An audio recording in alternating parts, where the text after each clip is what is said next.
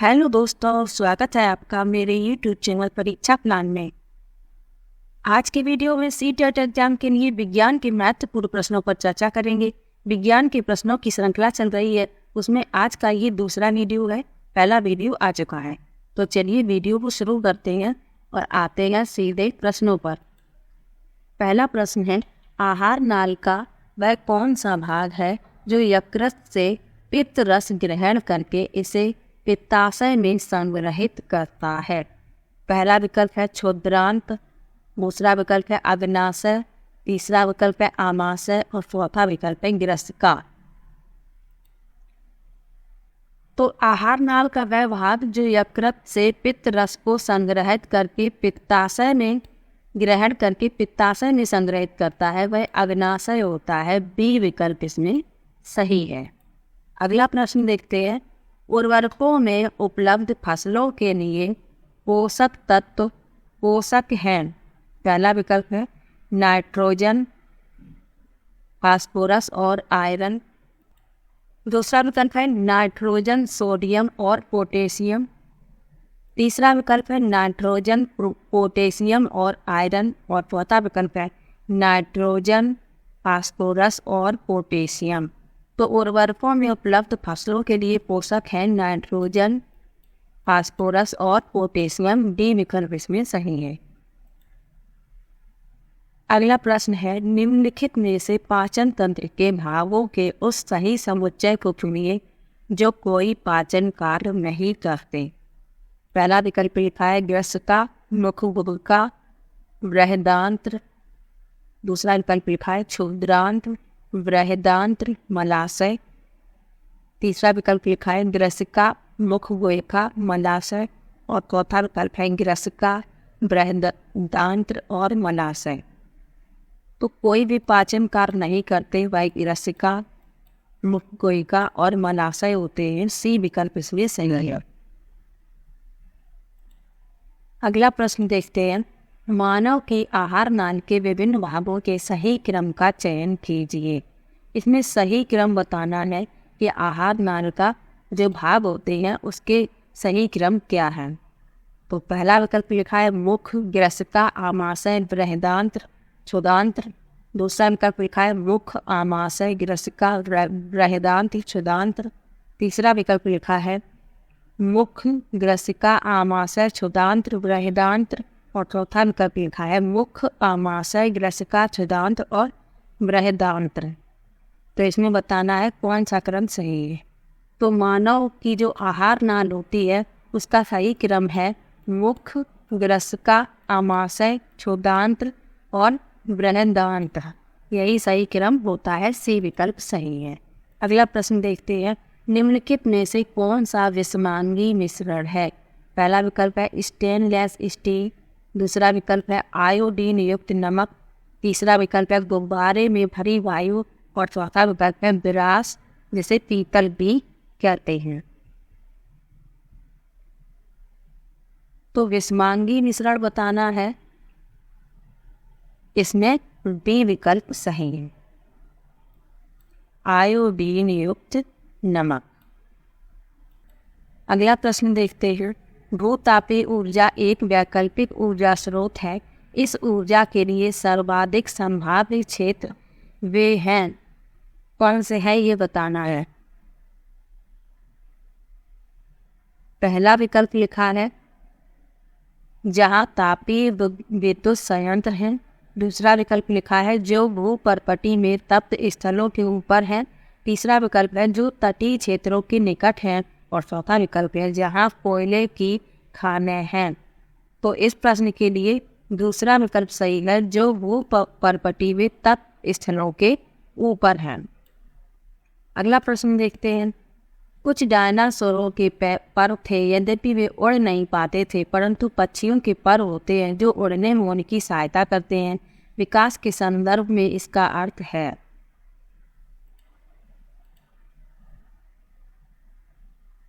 तो इस प्रश्न के लिए दूसरा विकल्प सही है, दोनों ही जीवों में संजात अंग है। इन विकास के संदर्भ में बताना है। शिक्षा का प्रश्न है। अगला प्रश्न है, यदि आपसे किसी भली भांति प्रकाशित पेंटिंग के प्रतिबिंब को दीवार पर प्रक्षेपित करने के लिए कहा जाए तो आप इस उद्देश्य के लिए निम्नलिखित प्रकाशीय युक्तियों में से किसे चुनेंगे? पहला विकल्प है अवतल लेंस, दूसरा है उत्तल लेंस, तीसरा है समतल दर्पण और चौथा है उत्तल दर्पण। तो इस प्रश्न के लिए बी विकल्प सही है, उत्तल लेंस। अगला प्रश्न देखते हैं। किसी चुंबक को लौह, रेतन तथा सल्फर पाउडर के मिश्रण में फिराया गया। परीक्षण करने पर यह पाया गया कि पहला विकल्प लिखा है केवल लौह रेतन ही समान रूप से चुंबक के दोनों ध्रुवों की ओर आकर्षित होती है। दूसरा विकल्प लिखा है लौह रेतन दोनों ध्रुवों से आकर्षित होती है तथा सल्फर चुंबक के बीच में चिपक जाती है। तीसरा विकल्प लिखा है लौह रेतन चुंबक के उत्तर ध्रुव तथा सल्फर दक्षिण ध्रुव की ओर आकर्षित होते हैं। और चौथा विकल्प लिखा है लौह रेतन चुंबक के दक्षिण ध्रुव तथा सल्फर उत्तर ध्रुव की ओर आकर्षित होते हैं। तो इस प्रश्न में ए विकल्प सही होगा। केवल लोहे की जो रेत होगी वही दोनों ध्रुवों पर समान रूप से आकर्षित होगी। पहला विकल्प इसमें सही। अगला प्रश्न देखते हैं। निम्नलिखित में से 3 धातुओं के ऐसे समूह को चुनिए जो मुक्त अवस्था में पाई जाती हैं। पहला विकल्प लिखा है कॉपर, गोल्ड, आयरन। दूसरा विकल्प लिखा है सिल्वर, गोल्ड, प्लेटिनम। तीसरा विकल्प लिखा है एल्युमिनियम, कॉपर, सिल्वर। और चौथा विकल्प लिखा है गोल्ड, आयरन और सिल्वर। कि जो मुक्त अवस्था में धातुएं पाई जाती हैं वह सिल्वर, गोल्ड और प्लेटिनम होती हैं। बी विकल्प इसमें सही है। अगला प्रश्न है नीचे कुछ रासायनिक प्रक्रियाएं दी गई हैं। कौन कौन सी प्रक्रियाएं दी गई हैं? लोहे पर जंग लगना, मोमबत्ती का जलना, श्वसन और प्रकाश संश्लेषण। इनमें से कौन 2 धीमे दहन को दर्शाते हैं? तो जो प्रक्रियाएं दी गई हैं उनमें धीमे दहन को जो दर्शाते हैं वो बताना है। तो इस प्रश्न में लोहे पर जंग लगना और श्वसन, ये दोनों ही जो प्रक्रियाएं हैं वह धीमे दहन को दर्शाती हैं। ए और सी विकल्प सही है, इसलिए इसमें बी विकल्प सही होगा, ए और सी। अगला प्रश्न देखते हैं। कोशिका भित्ति वाला सबसे छोटा सजीव जीवन है। पहला विकल्प है ईस्ट, दूसरा विकल्प है शैवाल, तीसरा विकल्प है साइनोबैक्टीरिया और चौथा विकल्प है जीवाणु। तो कोशिका भित्ति वाला सबसे छोटा सजीव जीवन जीवाणु का होता है। डी विकल्प इसमें सही है। अगला प्रश्न देखते हैं। जब सीएनजी या एलपीजी का पूर्ण दहन होता है तब उत्पाद बनते हैं। पहला विकल्प है CO2 एवं H2O, दूसरा विकल्प है CO2 SO2 एवं H2O, तीसरा विकल्प है केवल CO2 और चौथा विकल्प है CO2 CO एवं H2O। तो जब सीएनजी एवं एलपीजी का पूर्ण दहन होता है तो CO2 और H2O यानी कार्बन डाइऑक्साइड और जल बनते हैं। पहला विकल्प इसमें सही है, ये विकल्प इसमें सही। अगला प्रश्न देखते हैं। ऊष्मीय मान की एसआई इकाई है। ऊष्मीय मान की एसआई इकाई होता नहीं है। पहला विकल्प लिखा है जूल प्रति किलोग्राम, दूसरा विकल्प लिखा है किलो कैलोरी प्रति किलोग्राम, तीसरा विकल्प लिखा है किलो जूल प्रति किलोग्राम और चौथा विकल्प लिखा है कैलोरी। तो ऊष्मीय मान की एसआई इकाई जो है वह किलो जूल प्रति किलोग्राम है, किलो जूल प्रति किलोग्राम। सी विकल्प इसमें सही है। अगला प्रश्न देखते हैं। शर्करा को अल्कोहल में परिवर्तित करने की प्रक्रिया के नाम से जानी जाती है। किस नाम से जानी जाती है वह बताना है। शर्करा को अल्कोहल में परिवर्तित करने की प्रक्रिया। पहला विकल्प है पाश्चुरीकरण, दूसरा विकल्प है जीवाणुनाशन, तीसरा विकल्प है समांगीकरण और चौथा विकल्प है किण्वन। तो शर्करा को अल्कोहल में परिवर्तित करने की क्रिया किण्वन के नाम से जानी जाती है। डी विकल्प इसमें सही है। अगला प्रश्न देखते हैं। आहारी रेशे बताना है। पहला विकल्प है कोलेजन रेशों से बनते हैं, दूसरा है प्रोटीनों से बनते हैं, तीसरा विकल्प है रूपक्षांश भी कहलाते हैं और चौथा विकल्प है सेलुलोज और प्रोटीनों से बनते हैं। तो आहारी जो रेशे हैं वो रूपछांस भी कहलाते हैं। सी विकल्प इसमें सही है। अगला प्रश्न देखते हैं, यदि किसी वस्तु की कंपनों की आवृत्ति घटती है और उसका आयाम बढ़ता है तब पहला विकल्प है तारत्व बढ़ता है लेकिन प्रबलता घटती है। दूसरा विकल्प है तारत्व घटता है लेकिन प्रबलता बढ़ती है। तीसरा विकल्प है उत्पादित ध्वनि का तारत्व और प्रबलता दोनों घटते हैं। और तीसरा विकल्प है उत्पादित ध्वनि का तारत्व और प्रबलता दोनों बढ़ते हैं। तो इस प्रश्न में सी विकल्प सही है, उत्पादित ध्वनि का तारत्व और प्रबलता दोनों घटते हैं। सी विकल्प इसमें सही है।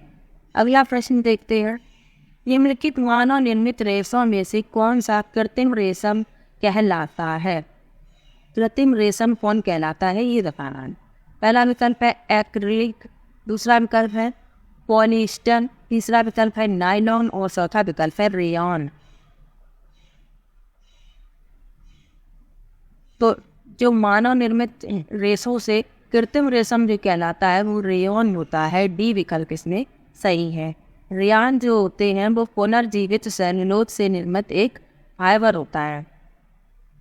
अगला प्रश्न, वह गैस जो रक्त में कार्बोक्सी हीमोग्लोबिन बनाती है जिससे दम घुटता है।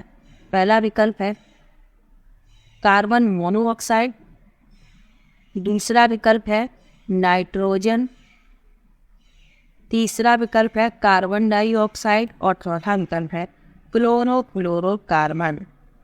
तो जो कार्बन मोनोऑक्साइड होती है इसकी अगर अधिक मात्रा शरीर के अंदर पहुंच जाए तो दम घुटने लगता है जिससे मृत्यु भी हो सकती है। ये विकल्प इसमें सही है। तो पूछा गया है कि कार्बोक्सी हीमोग्लोबिन बनाती है जो गैस वह कार्बन मोनोऑक्साइड होती है। पहला विकल्प इसके लिए सही है। अगला प्रश्न है, भूकंपों से संबंधित निम्नलिखित कथनों में से कौन सा कथन सही नहीं है? यानी गलत कथन हमें बताना है जो असत्य है। पहला विकल्प है भूकंपी तरंगों का रिकॉर्ड भूकंप लेखी कहलाता है। दूसरा विकल्प है भूकंप लेखी भूकंप अभिलेख का रिकॉर्ड रखता है। तीसरा विकल्प है रिएक्टर पैमाना रैखिक नहीं बल्कि लघुगणकीय है। और चौथा विकल्प है भूकंपनी तरंगें केंद्र से उत्पन्न होती हैं।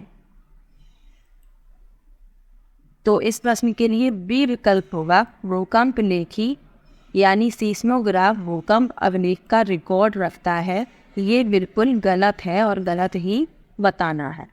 अगला प्रश्न देखते हैं, प्रतिजैविक के उपचार में प्रभावी है।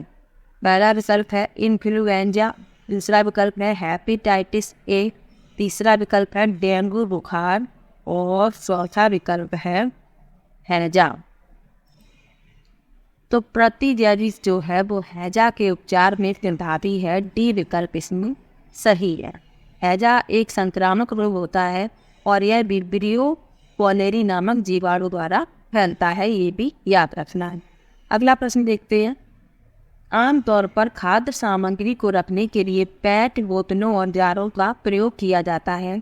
पैट का सुपरिचित प्रकार है, किसका प्रकार है ये बताना है। पहला विकल्प है रेयॉन, दूसरा विकल्प है पॉलीएमाइड, तीसरा विकल्प है पॉलिएस्टर और चौथा विकल्प है एक्रिलिक।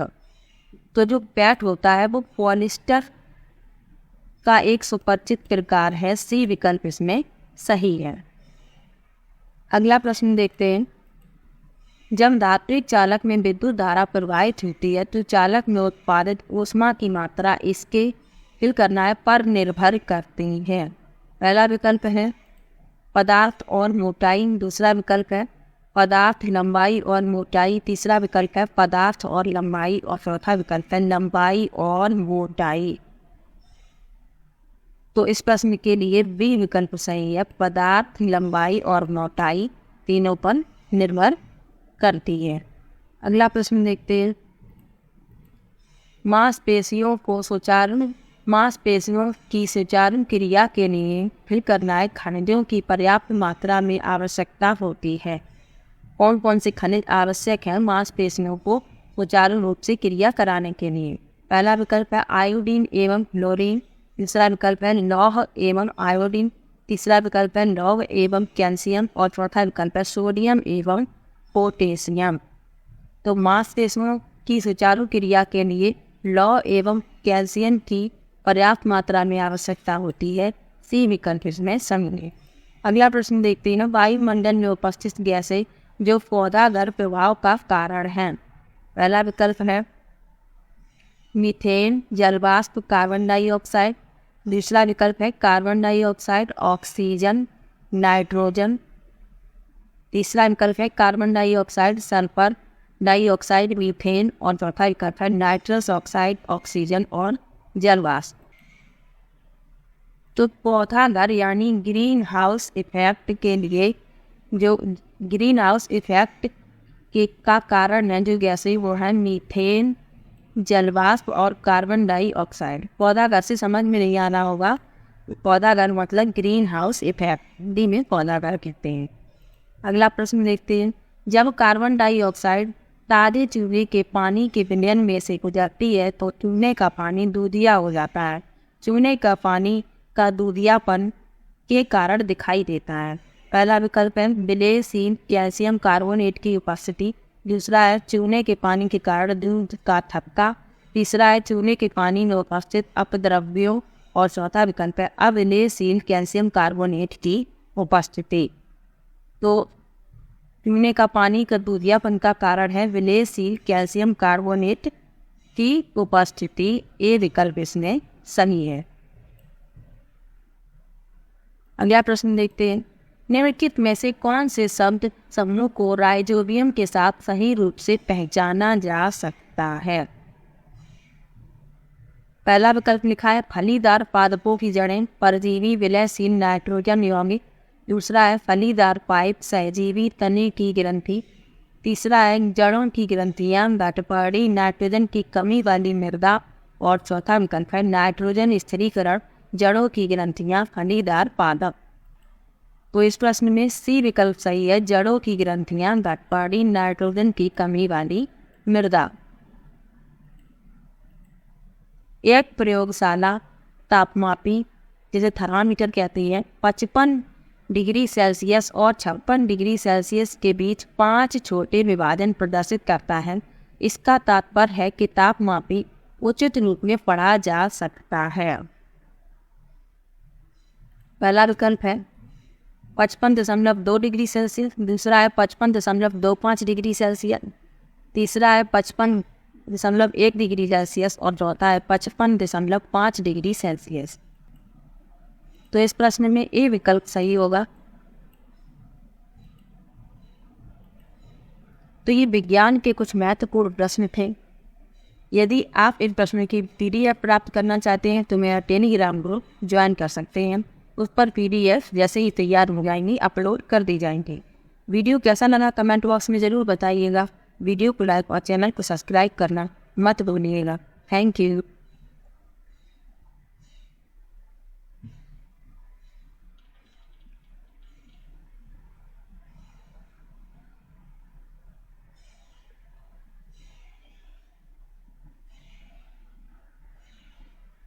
Sure.